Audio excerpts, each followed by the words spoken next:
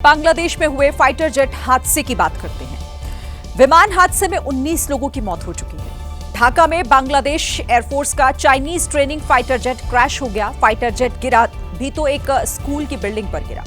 आज सोमवार के दिन स्कूल में छात्रों की क्लासेस चल रही थी। सब अपनी पढ़ाई करने में बिजी थे कि तभी तेज आवाज करता हुआ ये फाइटर जेट उनकी बिल्डिंग में घुस गया।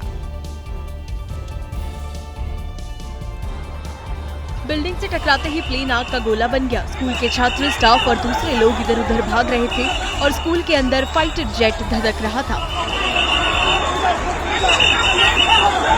तेज धमाके के बाद प्लेन में आग लगी तो उसकी जद में स्कूल की बिल्डिंग और उसमें पढ़ने वाले बच्चे भी आए। अचानक आसमान से काल बरसा तो उसकी चपेट में आए लोग आधे जले शरीर के साथ वहां से भागते हुए दिखे। आग से किसी तरह जान बचाने वाले छात्र चीखते हुए कैंपस से बाहर भागने की कोशिश कर रहे थे। फाइटर जेट में लगी आग की वजह से कई स्टूडेंट और स्कूल स्टाफ जल गए।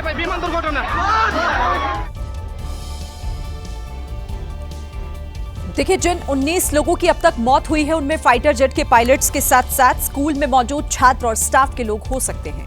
चीन के इस फाइटर जेट ने 1:06 पर उड़ान भरी थी और 1:30 बजे वो स्कूल की बिल्डिंग पर जाकर गिर गया।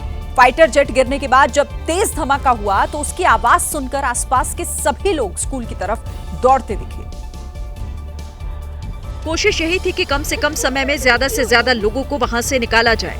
दूसरी बिल्डिंग से रिकॉर्ड किए गए वीडियो में स्कूल के बीचों बीच आग की लपटें थी, तो वहीं स्कूल कैंपस के अंदर लोग दौड़ते भागते हुए नजर आए। हादसे की खबर लगते ही आर्मी के साथ फायर सर्विस और सिविल डिफेंस की टीम आई। सबने मिलकर जब आग बुझाई तब उस फाइटर जेट का मलबा भी दिखा। आग बुझाने के साथ अब अगला टास्क था पायलट और इस हादसे में गंभीर रूप से घायल लोगों की जान बचाना। इसके लिए बांग्लादेशी आर्मी हेलीकॉप्टर लेकर आई। एक एक कर सभी घायलों का एयर रेस्क्यू किया गया। साथ में बांग्लादेशी आर्मी ने आग में जले हुए छात्रों को भी अस्पताल भेजने का काम किया। आप यकीन नहीं करेंगे, हालात इतने खराब थे कि हादसे में जले छात्रों को रिक्शे में भर भर कर अस्पताल ले जाया गया था। बांग्लादेश की सबसे बड़ी गलती यही थी कि उसने चीन के प्रोडक्ट पर विश्वास कर लिया। मीडिया रिपोर्ट्स के मुताबिक 2013 में चीन ने अपने 16 F-7 फाइटर जेट बांग्लादेश को सौंपे थे। 2022 में 36 और फाइटर जेट्स बांग्लादेश को दिए गए।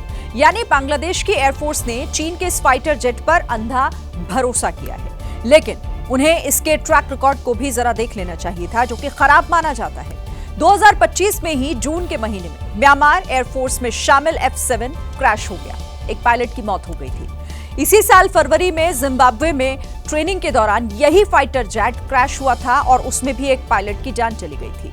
हाल ही में फाइटर जेट क्रैश की जो घटनाएं हुई हैं उसने चीन के डिफेंस सेक्टर पर सवाल खड़े कर दिए हैं। चीन के उन हथियारों पर सवाल खड़े हो रहे हैं जो वो छोटे देशों को बेच रहा है।